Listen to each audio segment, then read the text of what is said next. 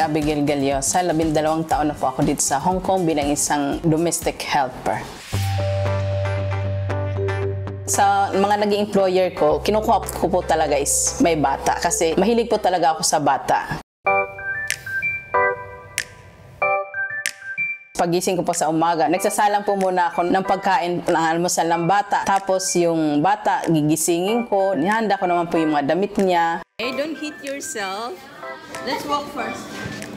Pag nakaayos na po siya, pupunta na po kami sa paaralan. Pag nahatid ko na siya, babalik naman po ako sa bahay. Doon na po ako mag-uumpisa maglinis, maghanda ng lunch. Ang trabaho ko po, hindi ko po iniisip na trabaho. Parang sila po yung pamilya ko.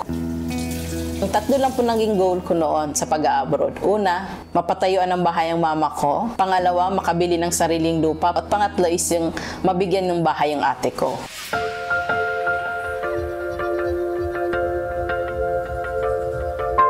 Since maliit pa kami, close talaga kami niyan. Kahoy lang kasi yung bahay namin dati, yung sahig namin, mga bato-bato. Kaya siguro nakipagsapalaran na rin siya sa ibang bansa. Kasi kung dito lang, mahirap din, ang liit ng sahod.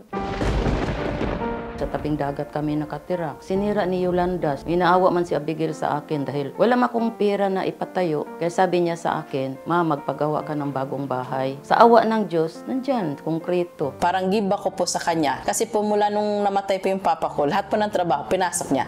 Para buhayin din po kaming magkakapatid.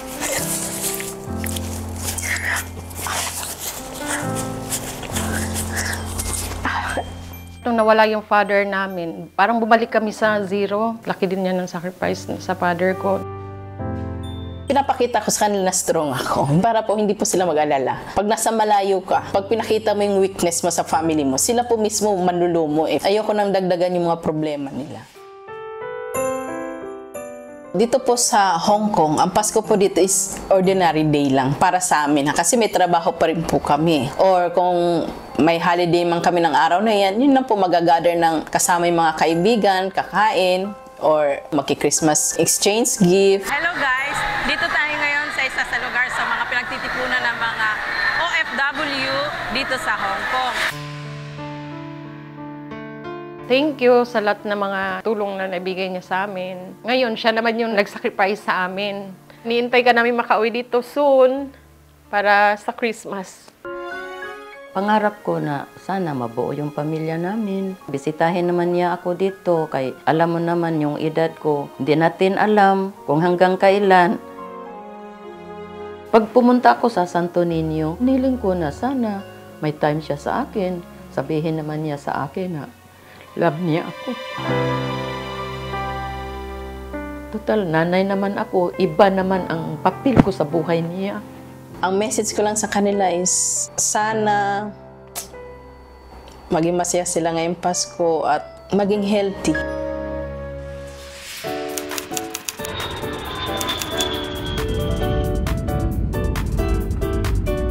Hello po, dito na po kami sa Cebu. Hindi po alam ng family ko na dito na po ako.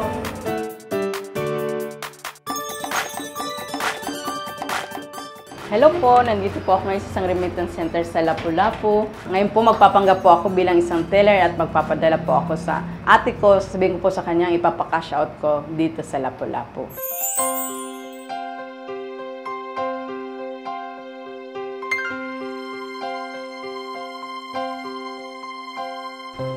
Unsa man? Kung sa magbuhaw na nakaroon dayon? Lagi, katulaging kay-address na ako ngayon. Mo sa basak sa Lapu-Lapu ba? Kay first time rabian ako nagpadadihag. So ayan rabian ako. Ngayon na daw. Karoon na. Pwede na daw kunin ngayon.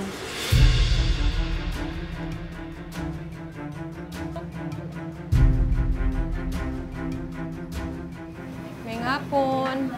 Good afternoon. Excuse me, ma'am. Ito yung i-register mo, ma'am. Pag... Scan? Oh, magka-cash out ka. Hindi ko maintindihan, ma'am. Uy! Ikaw!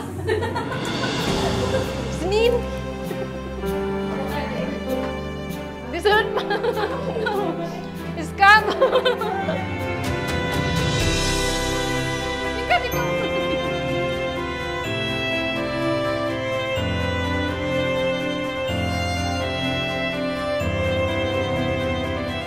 Silang ko makakuan ba, maka-explain. Siyempre, tuwang-tuwa ko, maligaya ko dahil ang birthday ko 17. And may the spirit of Christmas